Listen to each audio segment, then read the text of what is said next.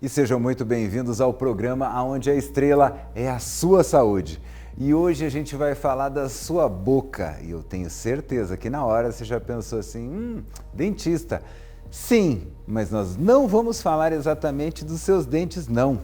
Porque se você termina de escovar os seus dentes e sorrir para o espelho, tá faltando um pouquinho de cuidado e a gente vai entender que cuidado é esse, porque a boca não é só dente não. Se fosse só dente eu não estava nem conseguindo conversar com você.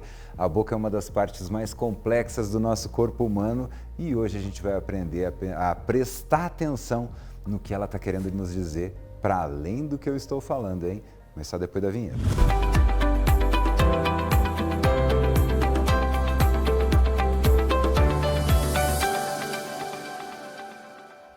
E a gente já está aqui no estúdio com a cirurgiã dentista Tessa Botelho. Tudo bem? Seja muito bem-vindo, obrigado pela presença. Imagina, é um prazer estar aqui, eu agradeço o convite e a oportunidade de falar sobre esse assunto tão importante. E eu queria justamente, ver com você aí de casa, que eu acho que você teve essa impressão, não teve? Que a gente ia falar de cárie, da dor no dente. Mas hoje, pelo que a senhora estava falando aqui, a gente vai falar sobre a boca e problemas que não doem, né? Que são problemas maiores, para além da cárie. Exatamente. Quando a gente fala de dentista, todo mundo lembra de dente, né? E a boca é muito mais do que o dente e o dentista olha muito mais do que dente. Então, a gente normalmente procura o dentista quando o sorriso está feio, quando quebra um dente ou quando está com uma dor de dente. Mas outras doenças podem se manifestar na boca também e em outras regiões, principalmente na bochecha, na língua, nos lábios. E também é competência do cirurgião dentista analisar, reconhecer e diagnosticá-las.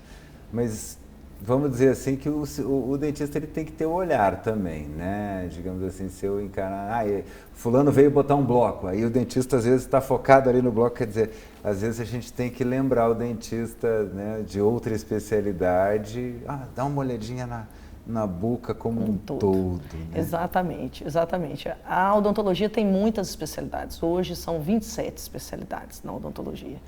E as mais comuns a população em geral conhece, né? O especialista em canal, o especialista em estética, né? Atualmente a área da harmonização também tem sido muito reconhecida como uma área da odontologia, mas existem especialidades que têm por princípio diagnosticar doenças e destas a especialidade responsável é a patologia bucal. Existem poucos profissionais que escolhem essa especialidade, que em alguns países é até chamada de medicina oral. E é uma especialidade que o escopo, o objetivo principal é reconhecer doenças e diagnosticá-las. Muitas vezes a doença ela começa pela boca, mas em outras vezes é uma doença sistêmica que se manifesta na boca. E existem também doenças, às vezes de pele ou infecções que afetam a boca e outros órgãos. E, então, como você disse inicialmente, a boca está ligada a todo o restante do corpo. E é interessante isso, porque às vezes a gente tem muita receita, né? Eu adoro receita caseira, que a gente recebe várias aqui dos telespectadores. Então eu tô com aquela aftazinha já que não sai, que não cura, aí eu vou lá, esfrego bicarbonato de sódio, esfrego sal, esfrego limão, passo alfazema, o que tiver que a minha avó, minha vizinha, alguém falar. O que realmente, quando eu tô com uma feridinha na boca e ela não sara, o que isso está querendo dizer para mim? Muito importante isso. A primeira coisa que a gente tem que entender é que não é toda ferida na boca que é afta. Existem várias doenças que se manifestam como feridas e são muito semelhantes às aftas. É preciso um olhar especialista para olhar aquela região, um olhar especializado que vai aprender a reconhecer aquilo ali e diferenciar de outras alterações, como eu falei. Então, o que deve chamar a atenção? Primeiro, que nem toda ferida da boca é afta. Então, eu não posso ficar fazendo o bochecho que a minha avó me ensinou com toda a ferida achando que vai sarar porque é só uma afta. E caso essa ferida, que pode doer ou não, ela não melhore com um período de 15 dias, é necessário você procurar atendimento especializado. E na odontologia, que é a área responsável pelo diagnóstico das doenças da boca, a patologia oral é a especialidade responsável por esse diagnóstico.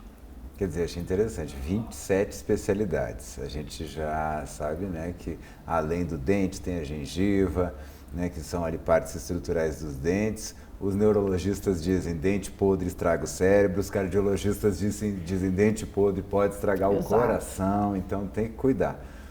Mas a gente tem ali a língua, a gente tem o céu, o famoso céu da boca, né? E eu brinco, até brinquei aqui, né, na abertura, que a gente escova os dentes e sorri para o espelho para ver se os dentes estão limpinhos. O que a gente precisa olhar dentro da nossa boca que pode dar aquele alerta? É importante ter vontade de olhar, né? A gente tem que olhar intencionalmente. A gente termina de escovar o dente, dá aquele sorriso, mas é importante olhar outras áreas que às vezes ficam escuras, às vezes ficam escondidas. E se a gente não colocar a boca aberta mesmo na frente do espelho, a gente não vai enxergar. O que deve chamar a atenção? Qualquer ferida, principalmente aquelas que não doem, né? Eu tenho uma aftazinha aqui, mas nem está doendo, não vou me preocupar. Muito pelo contrário. Se você tem uma afta e ela não está doendo e já passou 15 dias, você deve se preocupar.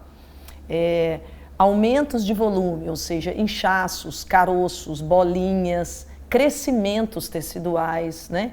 Pequenas áreas maiores ou salientes na boca, que pode ser na bochecha, pode ser no lábio, pode ser na gengiva, ou na região da língua ou embaixo da língua. Então, caroços, aumentos de volume.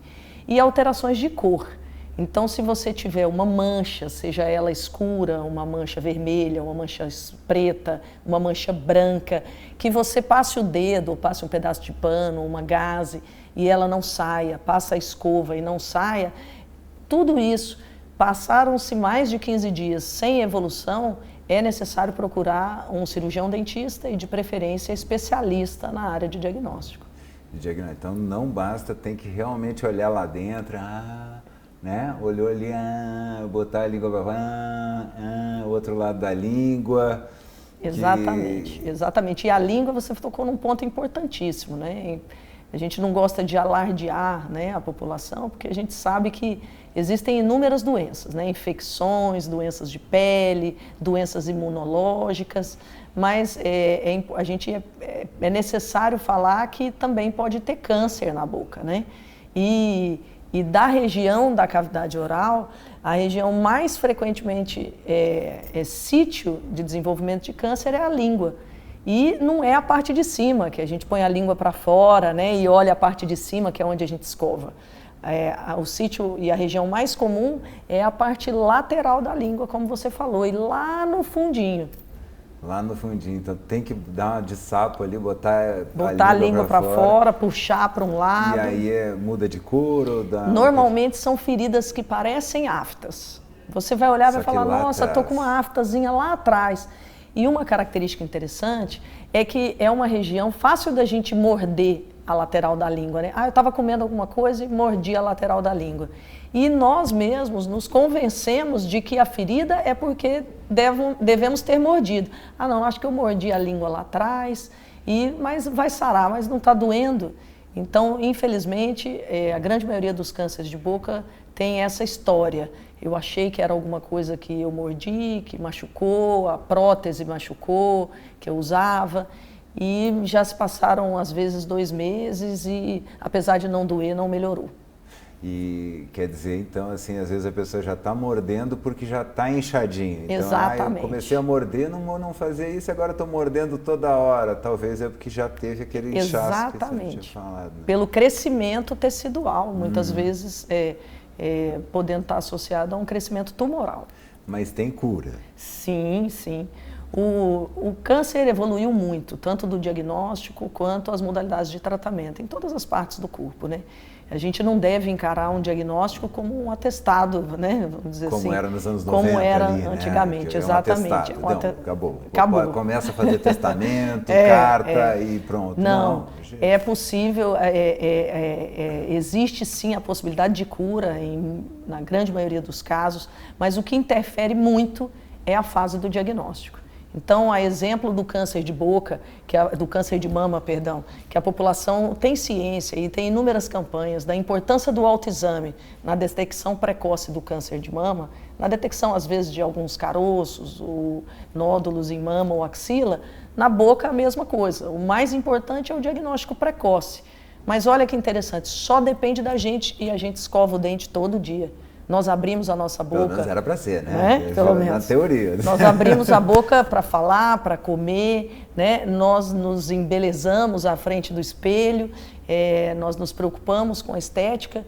Então, que ela não fique apenas externamente, que possamos abrir a boca para a nossa saúde e olhar na frente do espelho todas as regiões aí dela. E é interessante porque a boca, ela também sofre, digamos assim, a gente fala, o açúcar é o combustível do câncer, a gente engole pela boca, né? Então, né? O cigarro, a gente fala muito do pulmão, mas o primeiro lugar é a boca, né? Então, quase todo o ataque mesmo violento que tem, a gente acaba... Começa pela boca e é algo que para nós é fundamental. Isso interfere? Muito, muito. Existem algumas áreas, né, de prevenção, eu não diria assim, se fala muito sobre prevenção do câncer. E, na verdade, a prevenção do câncer é evitando, especificamente de boca, evitando alguns hábitos, né? E o fumo é um principal hábito que leva ao aumento da incidência de câncer. A exposição solar, né?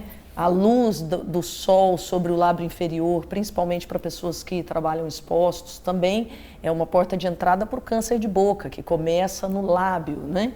E, recentemente, estudos têm trazido à tona a importância do HPV como um fator etiológico no desenvolvimento do câncer de boca também, como ocorre no câncer de colo uterino, né?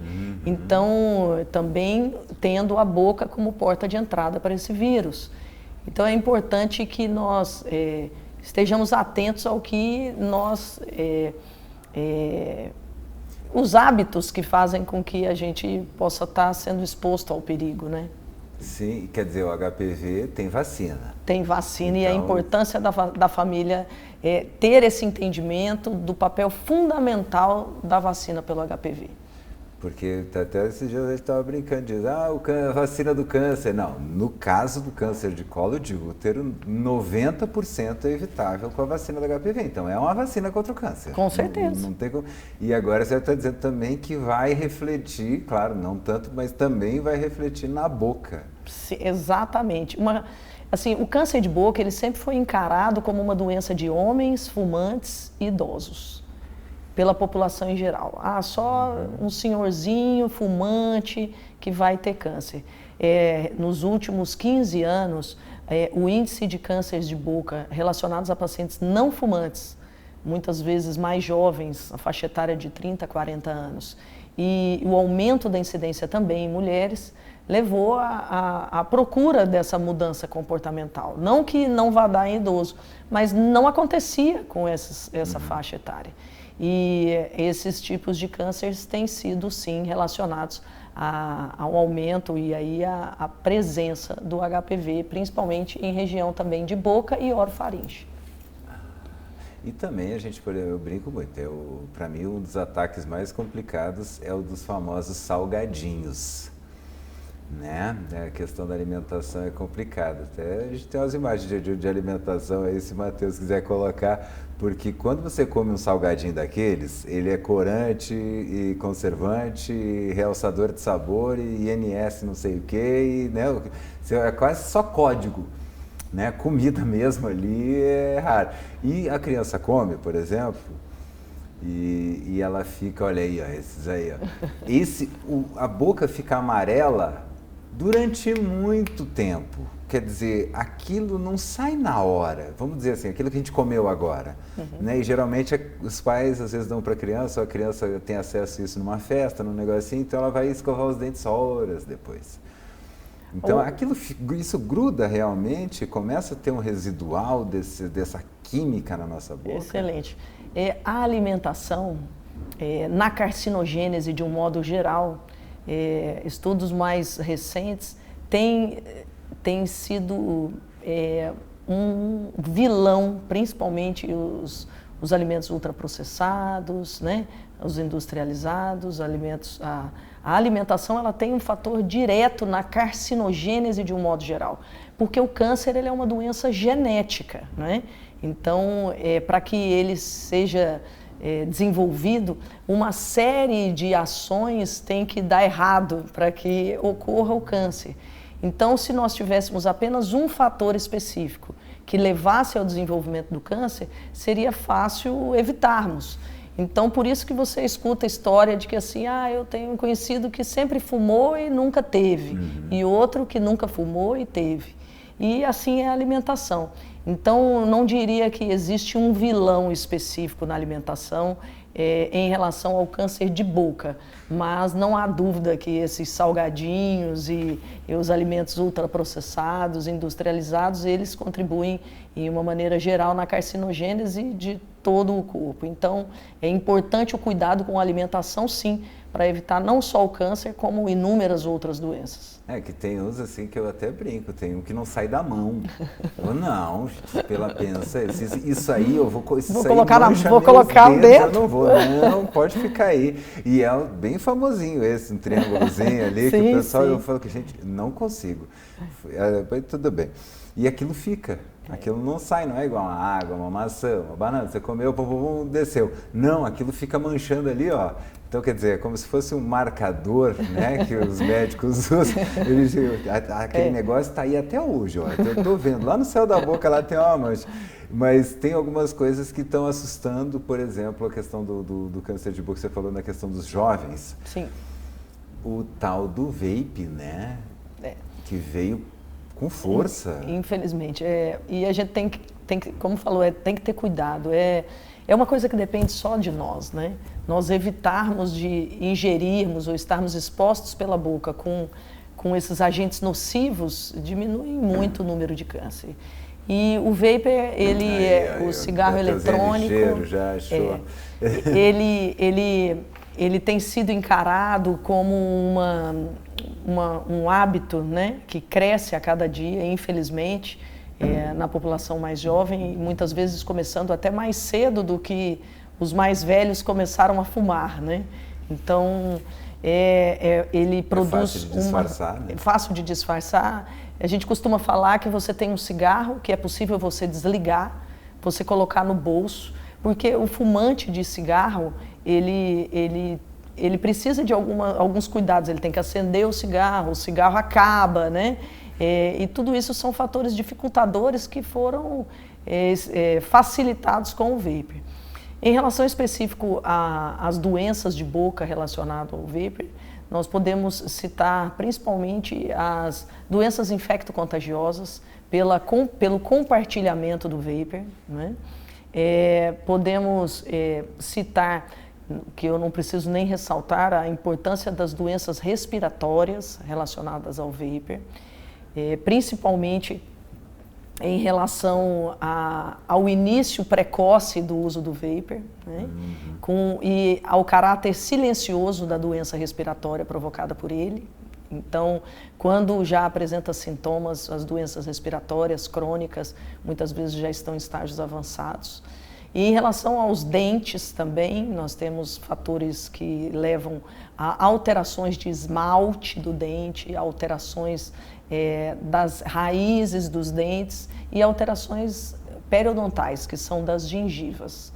Especificamente em relação ao câncer de boca, o vapor ele não aumenta a predisposição ao câncer de boca, mas ele traz um ambiente também desfavorável, uma vez, como eu disse, o câncer é considerado uma doença genética. O cigarro, você tem aquela fumaça, o vape ele parece um perfume. Uma descarga de caminhão, assim, um negócio, uma nuvem, assim, é muita fumaça. Mas é cheiroso, vamos dizer assim, você pode colocar aromas, não é?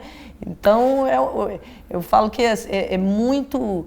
É difícil porque todos os empecilhos que eram colocados no cigarro, o vapor ele não apresenta, o que o torna ainda mais perigoso, porque ele é um perigo voluntário, que você se expõe por autonomia própria, né? Você quer fazer o uso do vapor, com uma força muito grande na capacidade de causar prejuízos sistêmicos em áreas variadas. Então, é importante que os pais, principalmente, evitem policiem seus filhos logo na fase mais nova, porque, como disse, o vapor ele tem afetado nossos jovens ainda mais jovens, muitas vezes crianças, né? E os jovens que estão nos vendo, né? É importante deixar a mensagem que aquelas situações degradantes que nós vimos os fumantes nas décadas de 80, o vapor nós ainda não vimos, dada ao precoce uso, né? Mas com certeza eles virão. Mas já tem, não lembro se foi o Henrique ou o Juliano, exatamente. Né? Gente famosa. Sim, aí. Muitos. E que vive da capacidade pulmonar e da voz. Com pulmão de vidro. Exatamente. E ele falou mesmo, com todo o tratamento, não está mais Não igual. é a mesma coisa, né? É uma doença crônica, né? Então, uma doença crônica respiratória é algo que, quanto mais tempo, mais jovem for diagnosticada, a tendência é que ocorra o agravamento pela nossa deficiência respiratória com o passar dos anos, né? Então, agora imaginem, um adulto saudável, já com uma doença respiratória, como será a capacidade respiratória dele como idoso, né? Então, é uma decisão que a gente tem que tomar hoje, né? É a decisão por não fazermos uso do que pode nos causar prejuízo. Sim, é exatamente isso. Às vezes a gente tem que ir ali para um rápido intervalo comercial, mas é muito isso. Hoje a gente não enxerga o que a gente está plantando, né? A gente só enxerga o que a gente está plantando de bom, mas às vezes a gente tem um hábito tão, né? E outra coisa, ninguém aí em casa sabe o que tem dentro daqueles líquidos que você bota no vape. A indústria de cigarro é horrível, mas ela foi fiscalizada a vida inteira, muito forte. Agora você vem um negócio aí de um líquido, você pega aquele líquido que foi feito no quintal de alguém, coloca, não tem o menor controle. Sem nenhum controle, muitas vezes, sem nenhum controle, muitas vezes de maneira clandestina. Sim. Né? Então é um perigo, porque a gente são pessoas colocando para dentro algo que você nem sabe o que é. Antigamente tinha aquela fedentina braba do cigarro, que há quilômetros o pai e a mãe já vinha de chinelo na mão para te virar do avesso. Hoje não, hoje a criança chega em casa, olha que cheirinho de morango, se teu filho tiver com cheiro de morango, cheiro de baunilha, esse cheiro de café com cappuccino, pode descer o chinelo que tá no vape, não tá? Exatamente, exatamente. E às vezes a gente chega realmente no dentista e ao invés de tirar um dente, né, tirar uma cárie, na verdade, tirar o dente, não, né, esse é bem antigo, tirar uma cárie, a gente tem que tirar um pedacinho da língua, do negócio, que é a tal da biópsia. O que significa a tal da biópsia quando a gente faz? É importante a gente desmistificar o entendimento da biópsia. Quando a pessoa, o médico, o dentista fala para você precisa fazer uma biópsia, muitas vezes a gente já acha que está com câncer ou com uma doença grave. Na verdade, a biópsia é um procedimento, né, onde eu vou remover parte do seu corpo com a finalidade de analisar aquele pedacinho no microscópio e poder olhar e ver se é uma doença infecciosa, se é uma doença autoimune, se é câncer ou se é uma afta. Se eu não tirar aquele pedacinho para olhar no microscópio, eu vou ficar achando o que é, mas eu não tenho certeza. Quando você acha que tem uma cárie e você não faz uma radiografia para ter certeza, a radiografia é um exame complementar que ajuda quando a gente está com suspeita de cárie, mas não tem certeza. A biópsia é essa análise microscópica do tecido que a gente precisa e é necessário para fazer o diagnóstico. E o diagnóstico de todas as doenças da boca, vamos dizer, de um modo geral. Então, toda vez que você tiver um caroço, uma ferida, uma manchinha na boca, o especialista, o patologista oral ou um dentista vai falar, eu vou te encaminhar para um especialista porque pode ser necessário uma biópsia. Você não precisa ficar com medo, você precisa entender que o colega está tendo cuidado com você, ele está preocupado em te dar um diagnóstico seguro e para isso a biópsia é fundamental. Geralmente o pessoal fala para ir no dentista todos os anos, né? Claro que a gente sabe que aí, a hora que aperta o orçamento em casa, o dentista é o primeiro que é ejetado, né? Engraçado isso. E aí aparece aquela pessoa que fala, há 5 anos eu não ia no dentista. Mas o certo é fazer essa olhada, além da nossa olhada diária, né? Escovou os dentes ali, dá aquela olhada, abre bem a boca, vê se está uma manchinha, um negócio, para eu ir num profissional mesmo, que olha a minha boca De quanto em quanto tempo é seguro para eu... O recomendado é realmente no mínimo uma vez por ano. Mesmo que você não faça nenhum procedimento, nenhuma restauração, nós falamos que existem várias doenças que afetam a boca e que às vezes ela está lá no fundo que você não vai enxergar, ou está no céu da boca, ou lá na garganta que você não vai conseguir ver. Então um profissional com a luz, com um ambiente propício, ele vai conseguir visualizar todas as áreas da boca e permitir esse diagnóstico. Mas existe uma informação que é extremamente importante. Além das mucosas, ou seja, da gengiva, da bochecha e da língua, que são as áreas de tecido mole da boca, os dentes estão suportados nos ossos, na mandíbula, na maxila, e existem doenças que podem estar dentro do osso. E aí é um alerta que a gente faz para a população. Cerca de 90% dos tumores que afetam a região dos ossos que suportam os dentes só são diagnosticadas quando é feita uma radiografia. E não é aquela radiografiazinha do dente pequenininho, é aquela radiografia grande que aparece toda a face, a panorâmica, exatamente. E existe uma recomendação que se realize uma radiografia panorâmica, assim, pelo menos o mais tardar a cada 3 a 5 anos. Entendeu? Então existem pessoas às vezes que, eu fiz a minha última radiografia já tem 20 anos, ou nunca fiz, só fiz a radiografia do dente que fez a restauração. Então, quando a gente fala de doenças, não devemos apenas achar que se eu olhei e não achei nada, está tudo certo. Quando eu fiz o concurso do INAMPS, eu fiz, né? Essa radiografia. Aquela radiografia está há 40 anos sem fazer. Infelizmente, nosso tempo acabou, a entrevista voou. Então, eu queria que a senhora pudesse, então, se despedir, deixar um recadinho para o pessoal de casa e suas redes sociais, né? Porque o pessoal segue tanta gente aí, eu queria muito que o pessoal seguisse também aqui nossos meios para ter dica certa mesmo. Muito obrigada. Então, eu queria agradecer a oportunidade, porque para nós que atuamos diretamente no diagnóstico, a participação da população no entendimento que é sim o cirurgião dentista, o profissional responsável pelo diagnóstico dessas doenças da região dos ossos gnáticos e da boca como um todo é fundamental.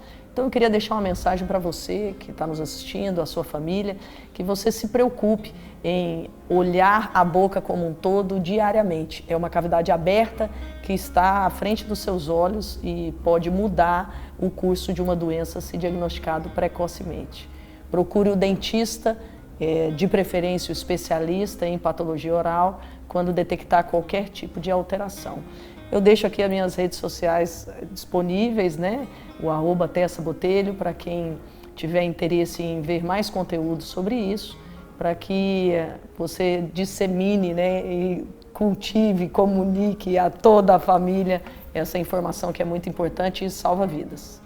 Muito obrigado pela sua presença e é isso aí, a gente sempre fala aqui, todo médico que vem fala, preste atenção no seu corpo, preste atenção, então preste atenção na sua boca. Porque olha como é importante, a gente fala com ela, a gente come com ela e que prazer, não é? A gente poder falar com quem a gente ama e poder comer o que a gente gosta. Então, grande parte da nossa vida, né, como pessoa, passa por aqui, Então, com essas dicas a gente se despede e até o próximo programa. Um grande beijo.